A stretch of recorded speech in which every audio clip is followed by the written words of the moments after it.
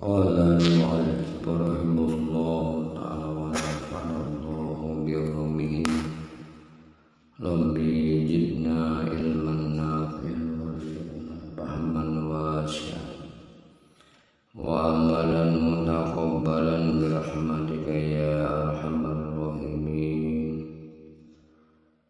Bismillahirrahmanirrahim. Faslun fi adabil imamati wal qudwah. Ini suatu pasal pada menyatakan adab imam dan makmum. Bermula adab bagi imam dan makmum itu 25 perkara. Maka adab yang pertama seyogyanya bagi imam bahwa meringankan akan sembahyangnya itu, yakni jangan dilambatkan atas perbuatan sembahyang itu. Kata Anas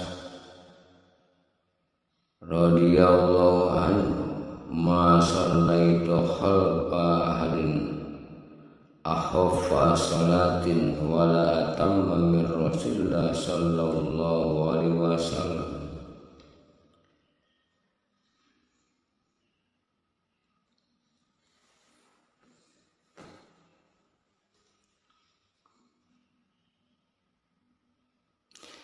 Jika sembahyang dibilang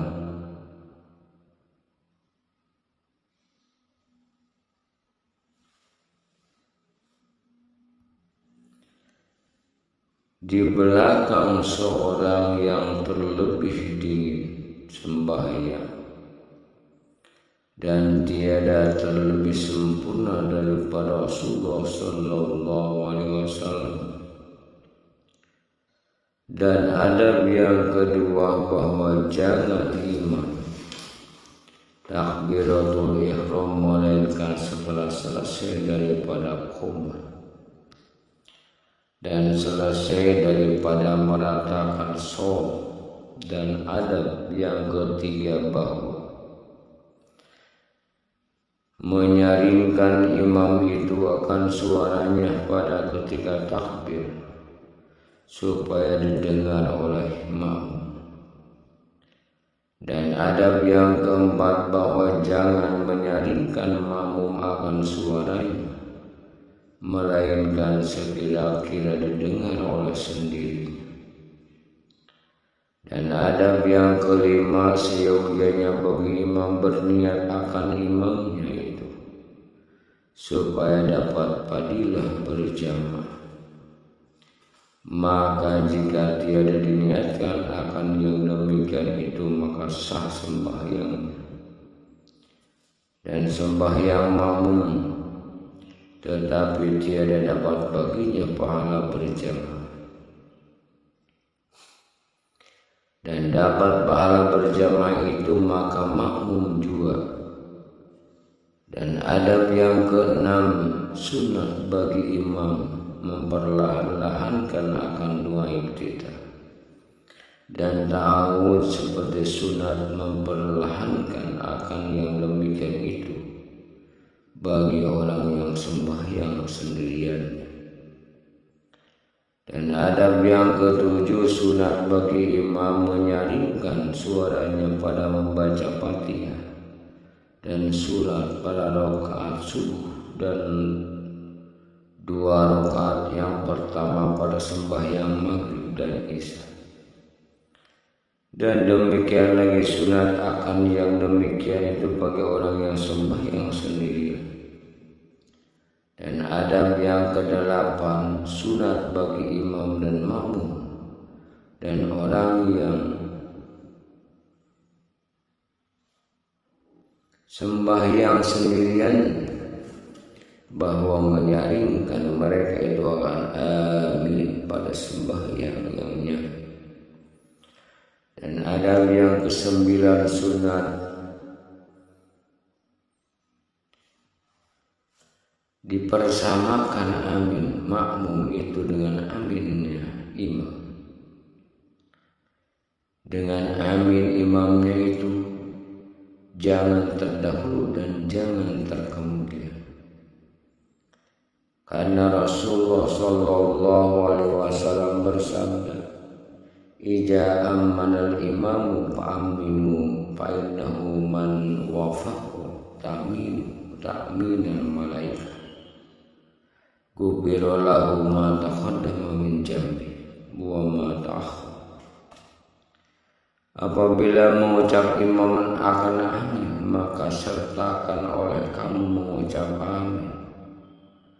Maka bahwasanya barang siapa muwafaqah amin itu akan amin malaikat, niscaya diampuni baginya akan yang terdahulu dosanya daripada dan dosa yang terkemudian.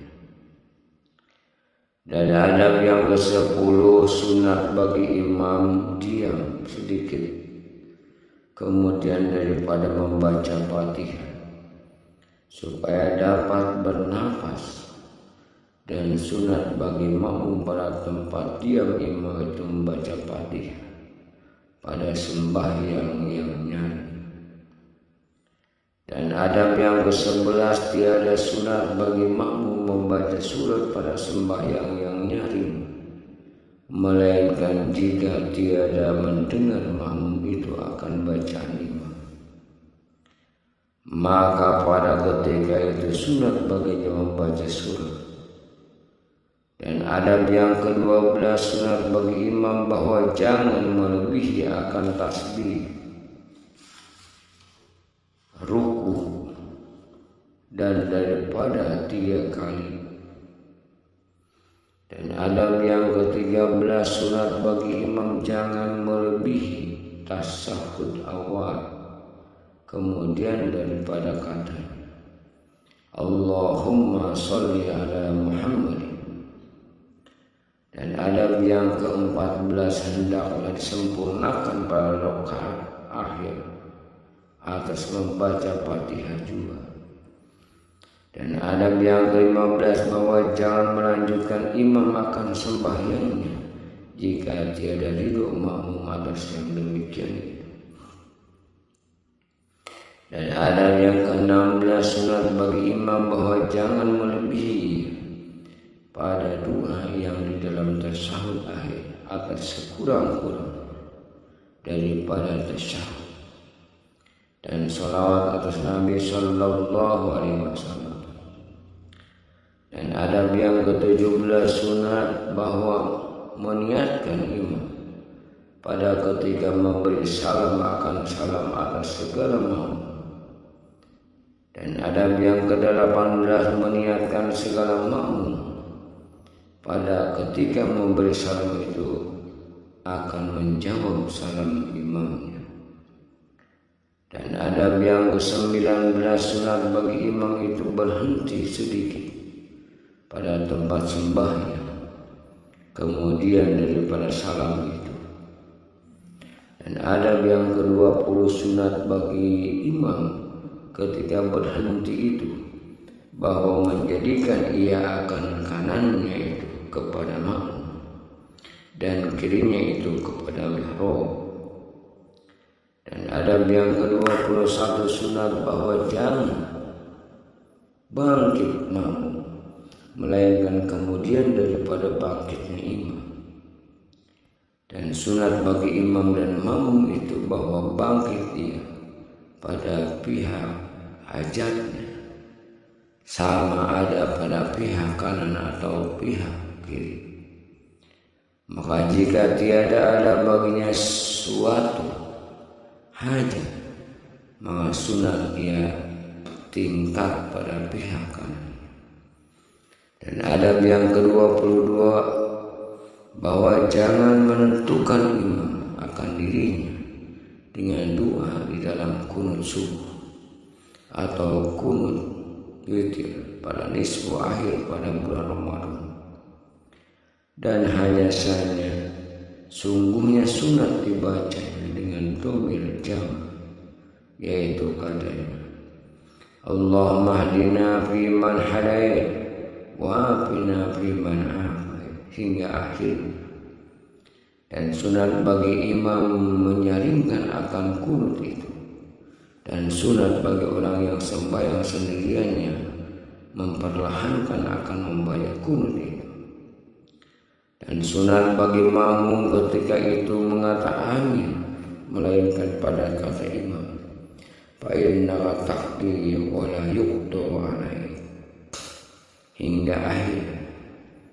Maka yaitu sunat bagi makmum mengata seperti yang dikata oleh imam itu. Dan sunat bagi imam dan makmum dan orang yang sendirian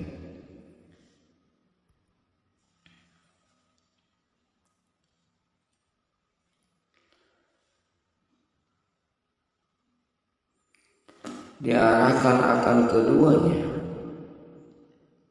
dan mengangkat pada tangannya ke langit. Dan adab yang ke-23 bahwa jangan berdiri makmum seorang diri padahal ia keluar daripada sholat, karena yang demikian itu menghilangkan akan pahala berjamaah.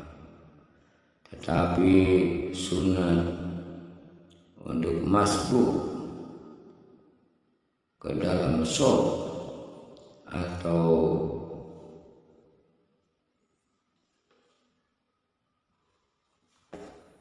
dahulunya akan seorang yang di dalam sholat itu kepada, kemudian daripada takbiratul ihram.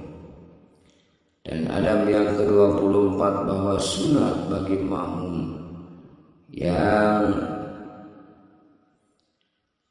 dihilinya itu mengikuti akan yang hilirnya itu, supaya menolongi ia akan pada menghasilkan pahala berjamaah itu.